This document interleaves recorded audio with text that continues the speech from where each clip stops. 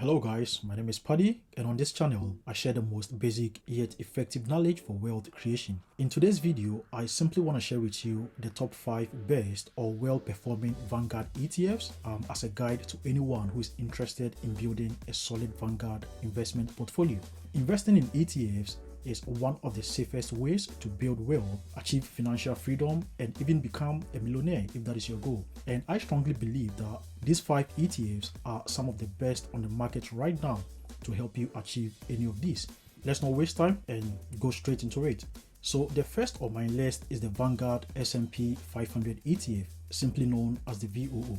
Now, the VOO is the favorite of most investors, and it makes up majority of their investment portfolio for several reasons. When you buy the VOO, you get exposed to 500 of some of the biggest companies in the US because this ETF tracks the S&P 500 index. Immediately you buy it, you get a solid diversification and high returns from all these 500 profitable companies. Looking at the performance of the VOO, it has made a yearly return of 20.33% and a 10-year average return of 11.86%.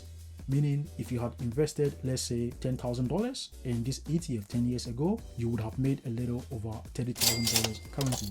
But one important thing you should know is that just like any type of investment, the VOO has equally got its risk component. The good thing, however, is that Vanguard lets you know the level of risk associated with any of their investment products, and this helps you to make your own sort of risk assessment. And Vanguard rates the VOO at risk 4 out of 5, meaning there is a comparatively higher risk investing in the VOO. But what you should also know is that higher risk here also means higher returns if it all goes well. Some of the largest holdings of this ETF include the Magnificent 7, which are Amazon, Alphabet, aka Google, Apple, Meta, Microsoft, Nvidia, and Tesla, and some other big companies. The composition of the VOO spans across consumer discretionary, communication services, consumer staples, and many others. So in all, the VOO is a low-cost exchange-traded fund. It provides you a broad exposure to the largest companies in the US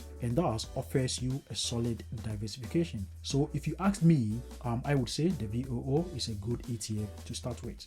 The next one on my list is the Vanguard Total Stock ETF, which is simply known as the VTI. This is also one of the popular Vanguard products, and investors like to own this ETF for various reasons. And one of them is the fact that it is the second most diversified ETF on my list. And by that, I mean this ETF contains about 4,000 stocks from different companies across different market sectors.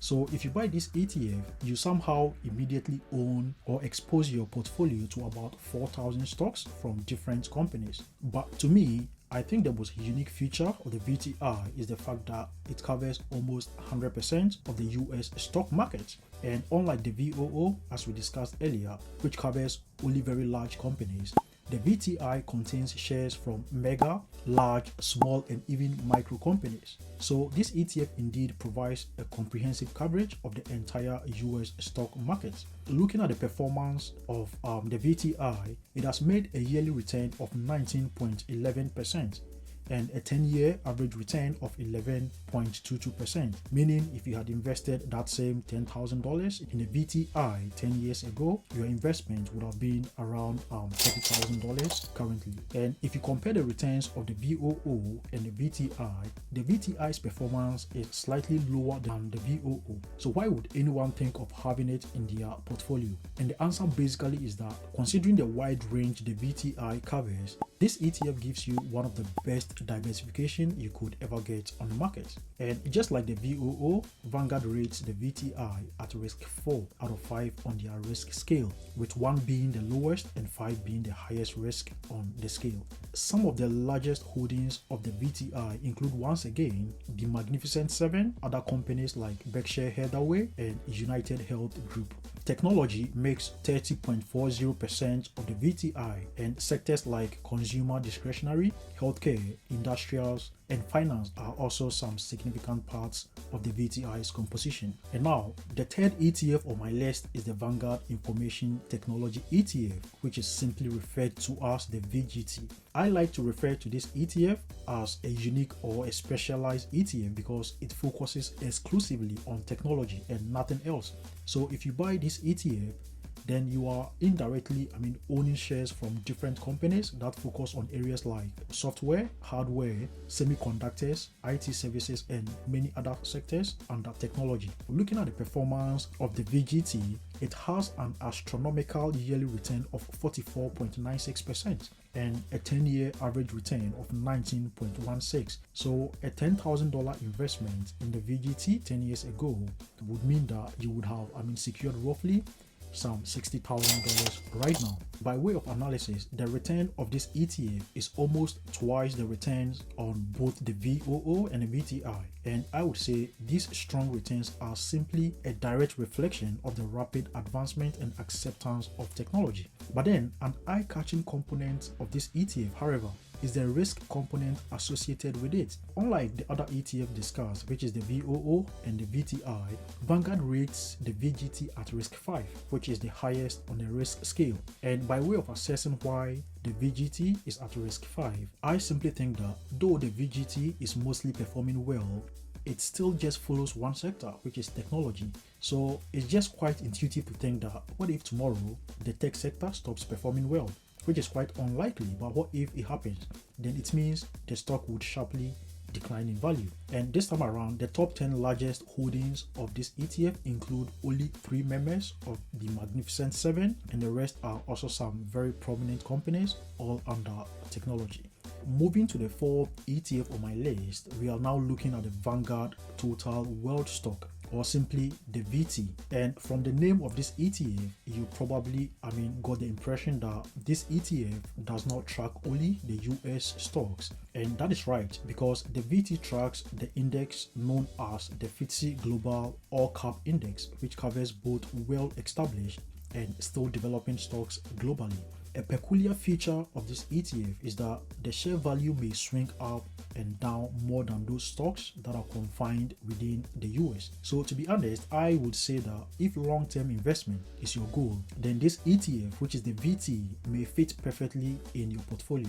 But if not, then the VT may not be the right ETF for you. And this is due to how the VT has performed over the past years, because at the time of making this video, it had an annual return of 15.64, which is very good. However, by way of analysis, the VT had an annual return of minus 9.79 in 2018. It then skyrocketed to 26.93 in 2019, making it one of the best or most profitable ETFs at the time.